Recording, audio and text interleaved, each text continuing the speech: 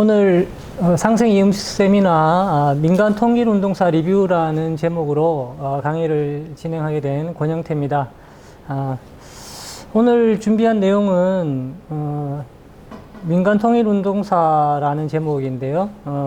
제가 그 통일교육 에센스라는 제목으로 낸 책에 상세한 내용이 들어가 있고, 애초에 오늘 강의 내용은 한 10년 정도 전에 한국시민사회운동 25년사라는 큰 프로젝트가 있었습니다. 그때 이제 뭐 각 분야, 뭐 시민운동의 모든 분야에 걸쳐서 여러 학자들이 참여해서 이제 프로젝트 연구 작업을 진행을 했고, 역사를 쭉 정리를 했었죠. 그때 이제 제가 통일 파트를 맡아서 진행을 했던 작업이 기초가 됐고요.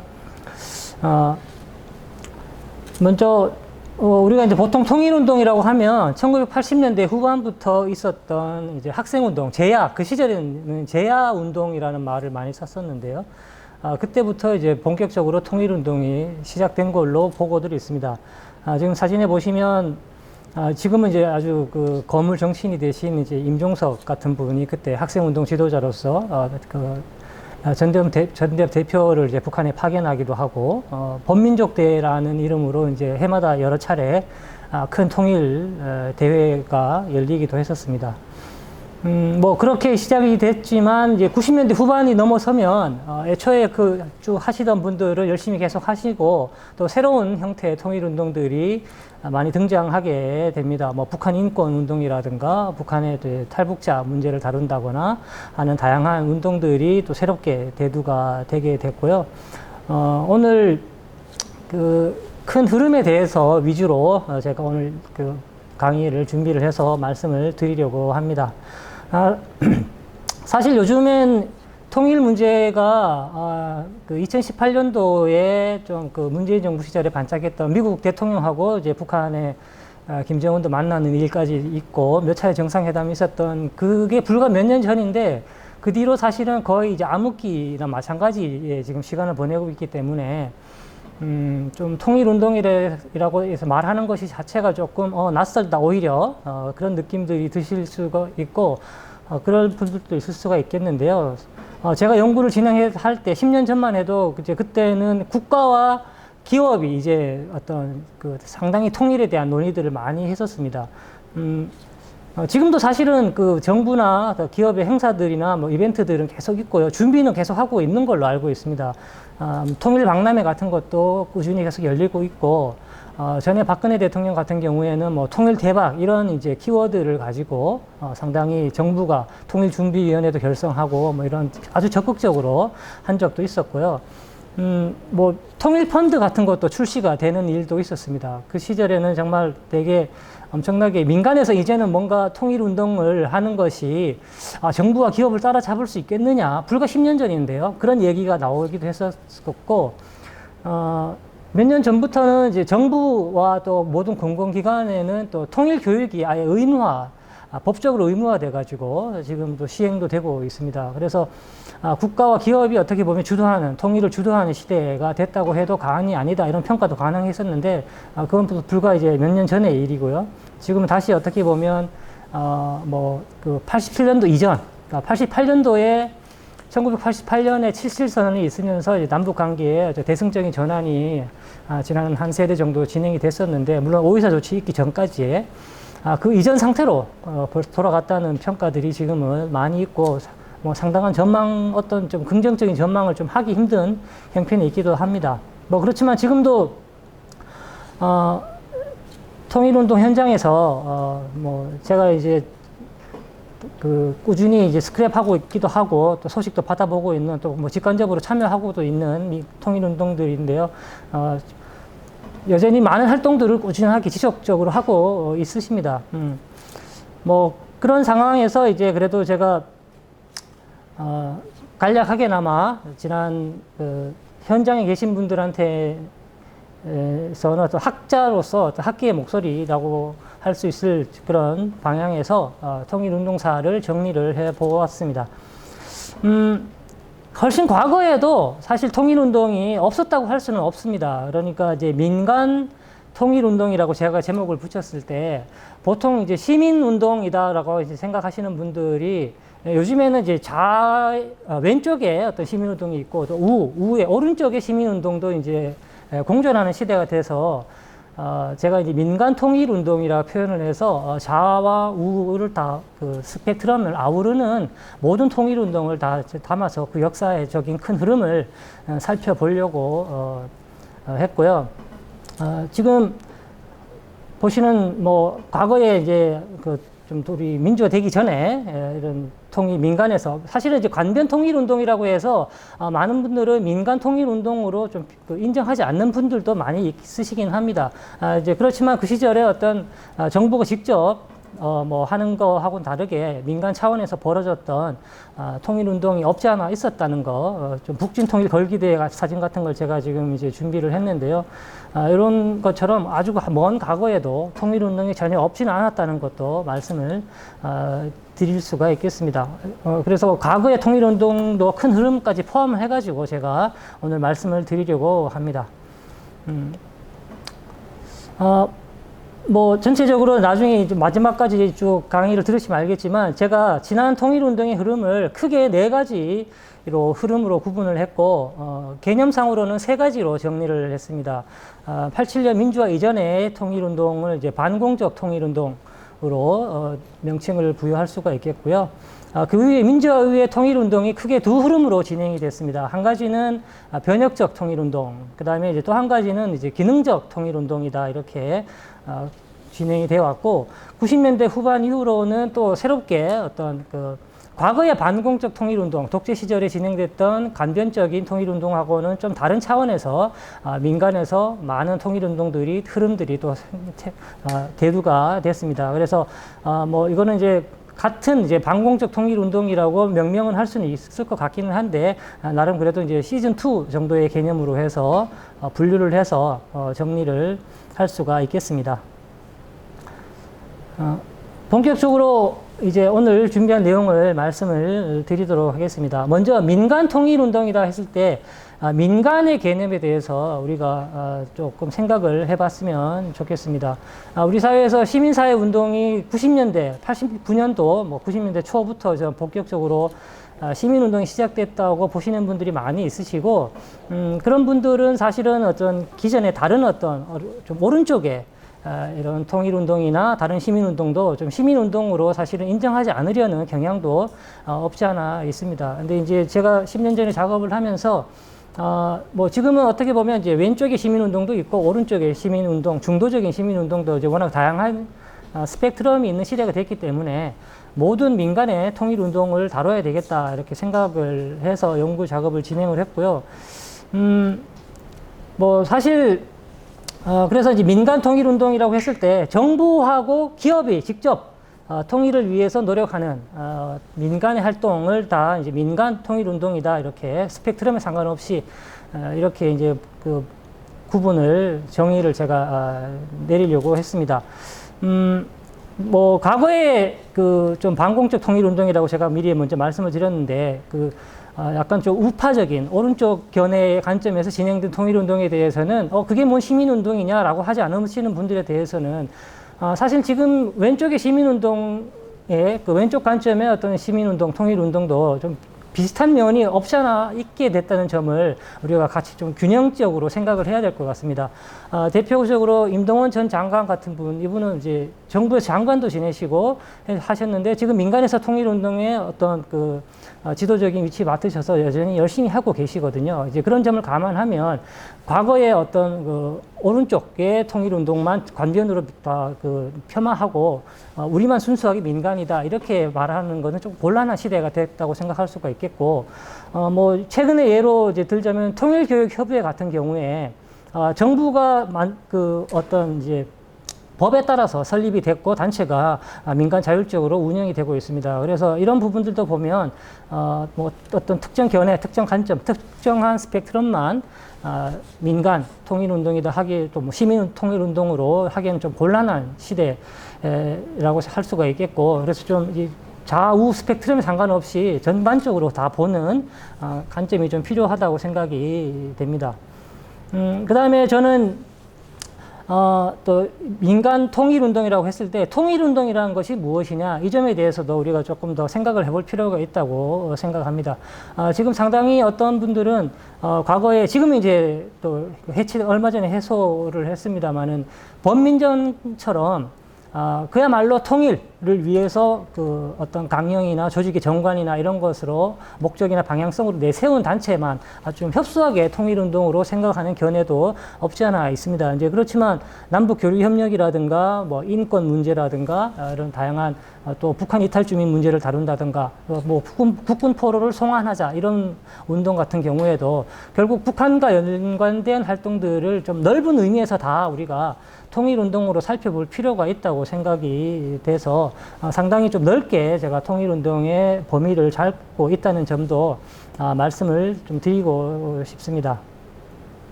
시간상 조금 넘어가서 군부 독재 시절 반공적 통일운동의 내용부터 본격적으로 말씀을 드리도록 하겠습니다. 87년 민주화 이전에 어떻게 보면 이제 민간 통일운동이라고 할 만한 흐름인데요.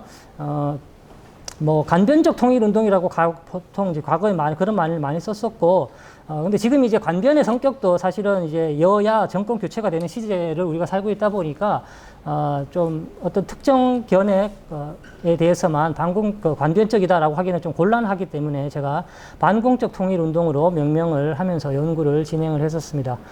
물론 4.19 직후에 좀 반짝 어떤 통일운동이 다른 내용의 통일운동이 전혀 없었던 것은 아니었습니다. 그때 어떤 5.16 쿠데타 전에 어떤 통일촉진 걸기대 같은 경우에는 뭐 가자 북으로 오라 남으로 만나자 판문점에서 이런 구호를 내세우기도 하면서 그때 그 시절에 이제 현대사를 보면 이제 혁신계열이라는 개념을 썼었는데요. 아주 잠깐 통일운동이 있긴 있었지만 군부 쿠데타가 일어나고 그 뒤에 이제 독재가 계속 이어지면서 어떤 통일과 관련해서 일방적인 목소리만 지배하던 시절이었습니다. 그 시절에는 그래서 이제 뭐 간변단체라고 할 만한 단체들이 그 반공 캠페인이 되게 활성화됐었던 시절이었고요. 뭐 그 시절에 이제 정부가 주도해서 하던 이제 간변적인 성격이 강했던 것은 분명하긴 한데 교회에서 상당히 조금 큰 역할을 많이 했었던 점들을 연구 과정에서 확인할 수가 있었습니다.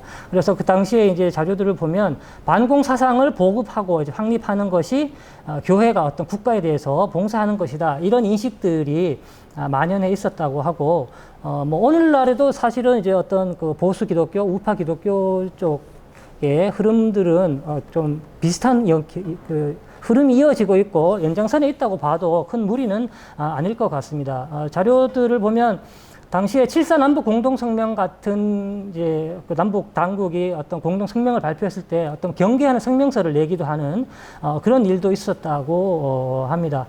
지금도 뭐 그런 흐름들은 이어지고 있는데요. 보면 저 보수교회 쪽에서는 통일 후에 북한 교회를 어떻게 재건할 것이냐 이런 관점에서 좀 사고하고 있고, 근데 반면 좀 진보적인 교단 이쪽에서는 민주화운동에서 이제 그분들도 열심히 출발하고 해가지고 그 연장선에서 통일도 좀 바라보는 관점의 차이가 있다는 것이 확인할 수가 있었습니다.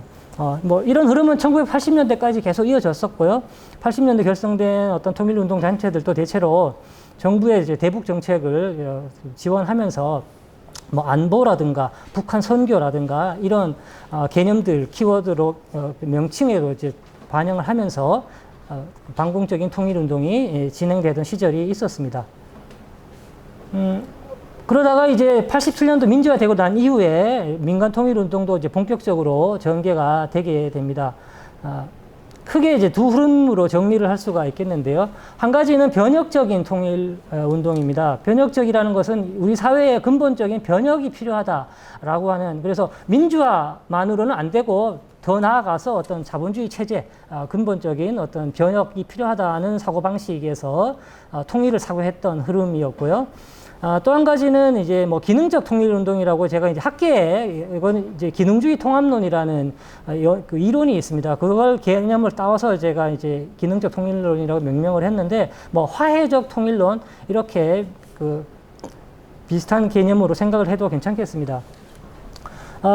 이 기능적 통일론은 이제 77선언 이후에 우리 남쪽에 사실은 통일 정책 자체가 근본적으로 이제 변화가 되어 왔고, 지난 5.24 조치가 있기 전까지 큰 흐름으로 많은 어떤 통일과 관련된 활동들이 뭐 남북 경협이라든가 또 북한을 지원한다든가 많은 활동들이 진행이 됐었는데요. 이런 어떤 정부의 대승적인 대북 정책의 전환을 좀 직간접적으로 뭐 이론적으로나 실천적으로나 뒷받침하거나 또 미리 정부가 이렇게 해야 된다라고 좀 선도하는 흐름을 제가 그 변혁적인 흐름하고는 구분이 되기 때문에 나눠서 기능적 통일론으로 명명을 하면서 정리를 했습니다.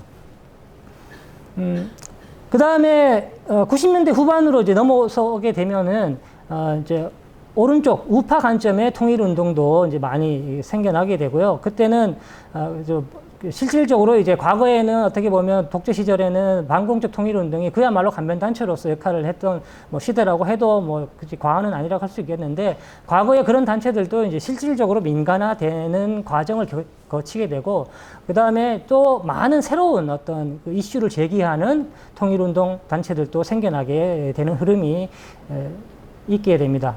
그래서 지금은 이제 변혁적 통일운동, 또 기능적 통일운동, 또 이제 반공적 통일운동의 어떤 그 공존하고 서로 경쟁하기도 하고 서로 어떤 정부의 지원과 협력하에 뭔가 또 서로 대결하기도 하면서 그렇게 통일운동이 진행되는 시대라고 볼 수가 있겠습니다. 변혁적 통일운동에 대해서 좀 상세한 내용을 먼저 소개를 해드리겠습니다. 과거에 직접 어떤 학생운동이나 80년대, 90년대 초까지 또 제야운동에 관여하셨던 분들은 뭐 더 내용들 잘 아실 텐데요. 그때 당시에 이제 자주, 민주, 통일 이런 핵심 가치를 내세우면서 뭐 그 주한미군 철수라든가 평화협정을 체결하자라든가 한미합동 군사훈련을 중단하라라든가 이런 좀 정치 군사적인 요구를 주로 내세우면서 많은 활동들을 벌였습니다. 아무래도 이제 그런 그 변혁적인 관점을 가지다 보니까 정부에서 뭔가 대승적으로 통일 정책의 새로운 흐름을 전개를 하고 하더라도 비판적인 입장을 가지고 있었고, 과거에 이제 77선언을 발표했던 노태우 정부도 반통일 세력으로 그 비난을 하고 비판을 했었던 그런 시절도 있었습니다. 변혁적 통일운동에서는 이제 그 대표적인 단체는 범민련을 들 수가 있고요. 직접적으로 이제 통일운동을 표방을 했고, 남과 북, 해외에 있는 우리 전민족이 연합해서 3자 연대를 통해 가지고 통일을 하는 것이 필요하다. 이제 이런 관점을 주창을 했었습니다. 뭐 아무래도 조금 이제 그 선도적인 운동가들의 선도적인 통일 운동을 그 많이 좀 앞세워서 진행을 했었고요.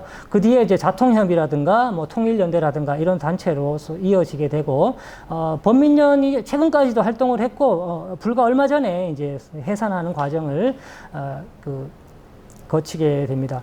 나중에 변혁적 통일운동에 참여했었던 분들은 이제 좀 온건한 통일운동을 주창하시는 분들하고 이렇게 좀 나누어지게 됩니다. 그러니까, 뭐 대표적인 단체가 이제 자주평화통일민족회의라는 곳인데, 뭐 다양한 어떤 또 시민운동에서 제기된 또 종교단체나 이런 데서 또 새롭게 제기된 어떤 그 통일운동의 다양한 흐름들하고 이렇게 합쳐지면서 변혁적 통일론이 상대적으로는 조금 위상이 줄어드는 과정을 1990년대 중반 넘어가면서 후반으로 오게 되면 이어지게 됩니다. 다음으로 기능적 통일론에 대해서 말씀을 드리도록 하겠습니다. 우리가 이제 통일운동이라고 할 때 생각이 나는 대부분 그런 내용 활동들, 뭐 북한에 대한 인도적 지원이라든가 남북 경협이라든가 시민평화운동이라든가 이런 대부분의 활동들을 기능적 통일론이라고 보시면 되겠습니다. 이것은 이제 기능주의 방식의 남북 통합론이라는 이론이 있습니다. 이건 유럽 통합 이론과 관련된 거기서 나온 것이라서 이제 학술적인 개념이기 때문에 그냥 뭐 화해적 통일론 이런 통상적으로 쓰는 표현으로는 그렇게 이해하셔도 괜찮겠습니다. 아무래도 이제 정부가 노태우 정부 이후에 또 그 뒤에 이제 김대중 정부 또 노무현 정부 또 지금 최근에 문재인 정부까지 이어졌던 뭔가 남북 관계 개선에 그 정책적인 어떤 전환하고 상당히 연관되어 있는 흐름이라고 보셔도 괜찮겠습니다. 초창기의 대표적인 단체로 KNCC를 들 수가 있고요. 이 단체는 1988년도 2월에 벌써, 그러니까 7.7 선언이 있기 전에 중요한 선언을 발표를 했었습니다. 민족의 통일과 평화에 대한 한국 기독교 선언이라는 것을 발표를 하면서 민간 차원의 어떤 최초의 통일 정책 선언으로 평가가 지금 학계에서는 하고 있고요. 결국 이제 그런 흐름들이 7.7 선언으로 이어지고 그 뒤로 계속 지속적으로 정부의 어떤 정책 변화로 이어지는 그런 흐름을 선도했다고 보는 시각이 있습니다. 그 뒤로는 이제 뭐 워낙 많은 단체들이 결성이 되고 진행이 쭉 되게 됐고요. 뭐 때때로 정부를 비판하기도 했지만 협력적인 관계를 형성하면서 상당히 통일운동을 다양하게 진행을 해왔습니다. 1990년대 중반이 되면 이런 이제 기능적 통일운동이 이제 주류화되고 안착화되는 과정을 거치게 됩니다. 북한의 경제난이 이제 북한 스스로도 인정할 정도로 그러면서 외부에도 이제 도움을 요청하는 단계에 이르게 됐고, 뭐 김대중 노무현 정부가 이제 집권하면서 적극적으로 이제 남북 관계를 개선하기 위해서 노력하고 시민단체들의 어떤 활동들을 많이 지원하기도 했습니다. 그렇게 되다 보니까 이런 기능적 통일운동이 상당히 더 활성화되기도 했고 많아졌고요. 결국 뭐 민간 차원이긴 하지만 제도적으로 안착화됐다라고도 이제 볼 수 있는 단계에 이르게 됐고, 북한과 관련된 다양한 문제들을 민간 차원에서 다루게 되는 시대가 되었습니다. 뭐 정부하고도 민간과 또 정부와의 협력 관계가 상당히 구축이 되기도 했고요. 그래서 이제 벌써 지금부터 20년쯤 전인데 그때 좀 통일운동에서는 참 좋은 시절이었다고 볼 수가 있겠습니다. 2004년도 9월 같은 경우에 이제 뭐 대북 협력 민간단체 협의회 같은 것이 통일부하고 어떤 이제 협력적인 공식적인 관계로 구축하는 그런 일도 있었고요. 대표적인 단체로 앞에서 이제 초창기에 선도했던 KNCC 같은 곳이 있었고, 우리 민족 서로 돕기 운동 같은 경우를 가장 대표적인 예로 듭니다. 여기 이제 1996년도에 창립이 됐고, 뭐 천주교, 기독교, 불교계 같은 이제 6대 종단하고 많은 시민단체들이 직접 참여를 하면서 많은 활동들을 벌여냈고요. 민화협이라는 단체도 빠뜨릴 수가 없겠습니다. 이제 민족화해협력 범국민협의회라고 하는데, 통일운동의 이제 국민적 기반을 확대하는 것이 필요하다, 이런 시각에서 정당까지 참여하게 됩니다. 여기에는. 그래서 민간단체, 시민단체 들을 당연히 다 대부분 했고, 종교단체들도 참여를 했고요. 정당까지 참여를 해서 지금까지도 주 활동들이 이제 이어져 오고 있는데, 아무래도 이제 민화협 같은 활동들은 조금 순수한 민간 통일운동이라고 과연 볼 수 있겠느냐, 좀 이런 시각도 있습니다. 또 뭐 현장에 계신 분들은 우리는 순수하게 민간 단체다고 이제 또 주장하시는 분들도 있기는 한데, 이제 거기에 이제 뭐 역대 상임의장을 맡으셨던 분들이 이제 주요 좀 거물급 정치인들이 많이 역할들을 맡으셨어요. 뭐 물론 이제 민간에서 이제 역할을 시민사회에서 오래 하신 학자들이나 이런 분들도 지도급을 맡기도 했지만, 이제 그러다 보니까 거의 이제 통일운동이 이제 관련화된 것이 아니냐라는 시각도 있고, 아니다, 뭔가 이제 민간 통일운동이 확장되면서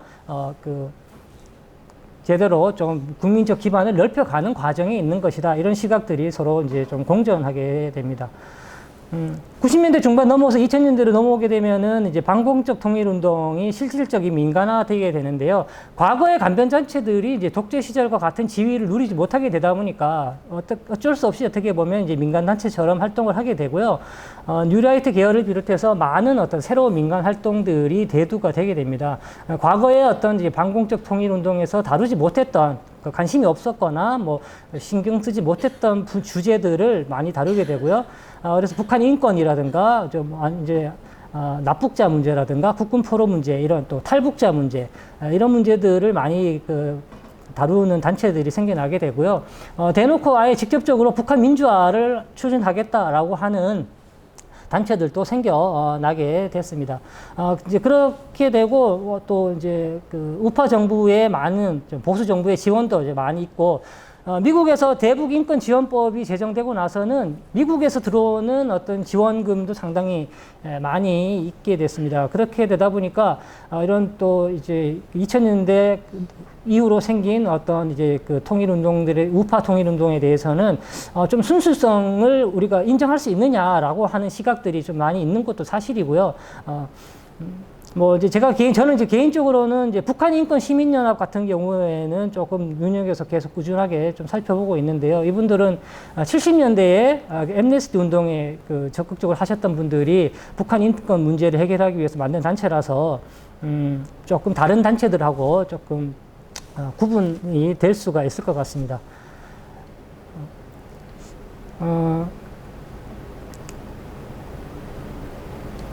뭐 아주 간략하게나마 좀 사실은 많은 단체들이 있으시고 많이 직접 현장에서 이제 힘들게 그동안 어떻게 보면 평생을 통일운동 하신 분들이 보셨을 때는 너무 빠뜨린 게 너무 많아. 또 당신은 그렇게 보느냐 이렇게 하실 수도 있겠는데요. 일단은 이제 큰 흐름으로 제가 지난 민주화 이후, 그다음 민주화 이전에도 있었던 반공적 통일운동까지 포함해서 통일운동의 거시적인 큰 흐름을 살펴보려고 했고요.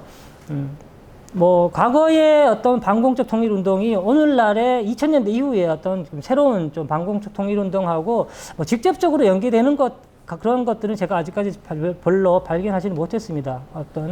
그렇지만 이제 큰 흐름으로 우리가 지금 반공적 통일운동, 또 변혁적 통일운동, 기능적 통일운동, 또 새로운 또 반공적 통일운동이 현재 공존하고 있고 서로 또 경쟁하고 또 하는 단계에 있다는 거 이렇게 요약적으로 말씀을 드릴 수가 있겠습니다.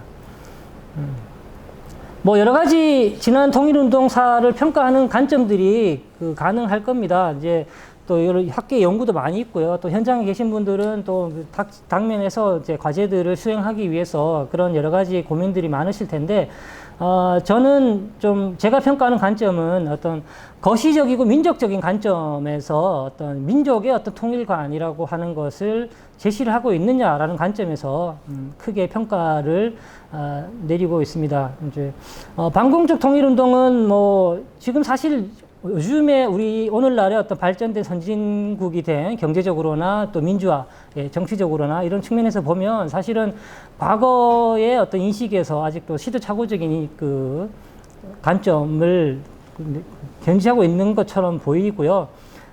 변혁적 통일운동은 뭐 민족 차원의 어떤 큰 담론을 내놨습니다. 자주민주통일이라는 큰 강령을 내놓고 통일이라는 것이 전민족 차원의 자주권을 회복하는 것이다 라고 설명을 하면서 민족의 해방이 통일이다 이렇게까지 설명을 했었거든요. 그렇지만 이제 너무 이런 북한의 견해와 동일한 친북적 경향을 가지고 있다 보니까 사실은 뭐 우리 사회에서 어떤 계속 주류적으로 통일운동의 흐름으로 살아남기가 힘들었다고 볼 수가 있고, 사실은 지금 우리 사회가 또 우리 대한민국이라는 어떤 경제적으로나 정치적으로나 너무 발전해 있죠. 그런 면이 있기 때문에 조금 다시 재평가가 좀 필요한 지점이라고 생각이 되고, 기능적 통일운동은 뭐 77선언 이후에 5.24 조치가 있기 전까지 많은 어떤 통일운동과 관련된 남북경협이나 북한 지원이나 이런 것들이 많이 진행이 됐지만 전민족적인 차원에서 어떤 통일이라는 것이 무엇이다 이렇게 제시하는 측면은 이론적으로 정립이 안 됐습니다. 그다음에 뭐 반공적 통일운동도 사실은 이제 개별 이슈를 가지고 어떤 기존에 다루지 않았던 이슈들을 제기를 했지 뭔가 민족적 관점이라고 할 만한 그런 것들은 제시하지 않았다는 점에서 조금 한계가 있다고 평가를 할 수가 있을 것 같습니다. 뭐 지금 현재 앞으로 통일운동이 또 어떻게 될지는 이제 각 현장에 계시는 분들 또 정부 정책이 또 어떻게 되시느냐 또 세계 정세가 어떻게 되느냐에 따라서 달라지긴 할 텐데 기본적으로는 이제 주류화되고 제도화된 어떤 기능적 통일운동의 흐름이 그래도 크게 중심을 잡아갈 것으로 생각이 되고, 이 기능적 통일운동에서 그러면 통일이라는 것이 우리가 무엇이냐, 지금 우리가 더 발전된 대한민국 경제적으로나 정치적으로나 산업화나 민주화 측면에서 사실은 아주 크게 발전한 이 상황을 고려해서 그러면 통일이라는 것이 과연 무엇이다 이렇게 새롭게 정의하는 것이 좀 필요하지 않는가 이렇게 생각을 하면서 그런 관점에서 지난 통일운동사를 평가해 볼 수가 있을 것 같습니다. 예, 이상으로 제가 준비한 내용은 마치도록 하겠습니다. 네, 감사합니다.